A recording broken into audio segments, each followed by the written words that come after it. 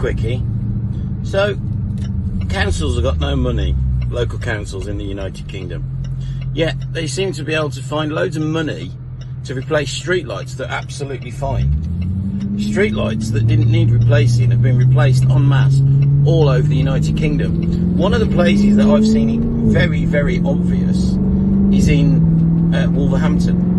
In Wolverhampton, in all the small cul-de-sacs of Wolverhampton, they've replaced pretty normal street lighting with really, really, really powerful, really low down, so that the light canopy itself is very, very close to the ground. Very, very sinister looking lighting systems, which all have a little antenna on the top. So they've got no money, but they can afford and have planned to take out street lighting that was obviously fit for purpose at the time it was put in and met whatever BS code was out there at the time. But apparently now they feel it's in their power to replace it all, when it was perfectly fine, didn't need replacing, nobody complained about it, and they've replaced it, and they're replacing it all over. I'm in Telford at the moment, and you can see new street lighting going up. When are they putting this stuff up? Because literally you drive past the pole one morning, next morning you drive past it and it's like, oh, it's got a new light on the top of it. How did that happen? Who's doing it? Who puts the 5G masts up? Because I've driven past 2 contracting firms on a Sunday who've been putting the box work in, so they've been putting the racks in, and the vans are unbranded, the guys don't wear PPE gear, there's no high-vis.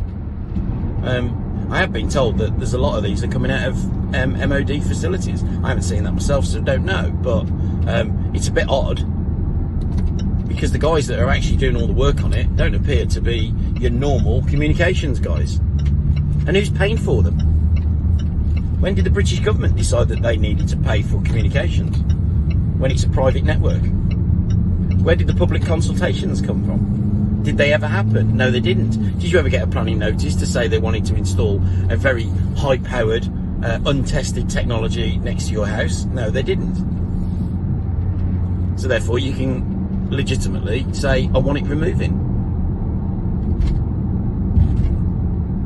All the testing that's been done on 5G proves that it's extremely dangerous and it has no benefit.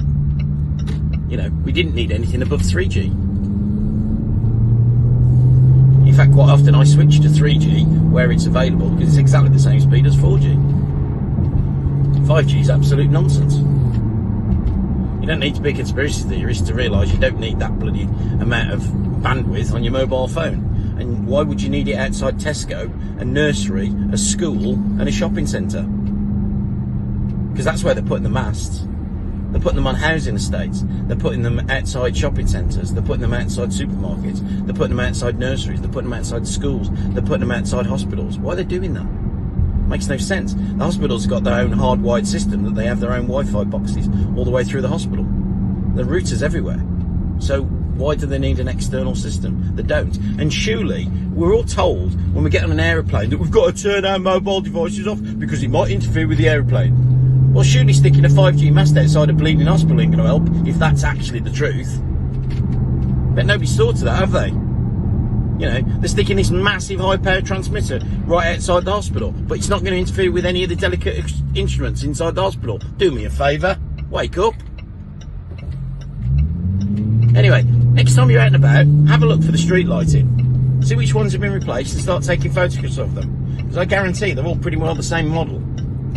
And as for 5G masts, we need to start plotting them all over the country. Send me the GPS coordinates and we'll create a national map. Not their map, our map. And then I'll tell you how you can figure out whether they're on, they're off, whether they're going to be on, or whether they're false flags. Okay?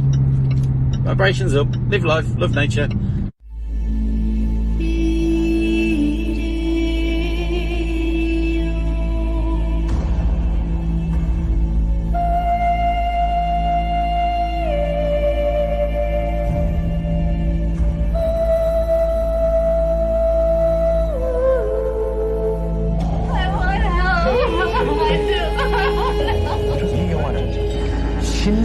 This is about psychological warfare.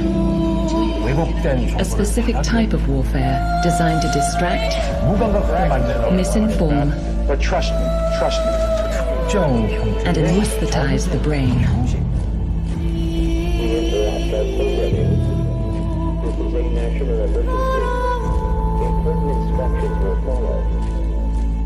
우리는 우리 마음에 파고드는 We must remain vigilant at all times 항상 경계의 고삐를 and be alert to their insidious attack on the mind, 이전에도 그러했듯이 for they have come before 이러한 공격은 또 and they will come again.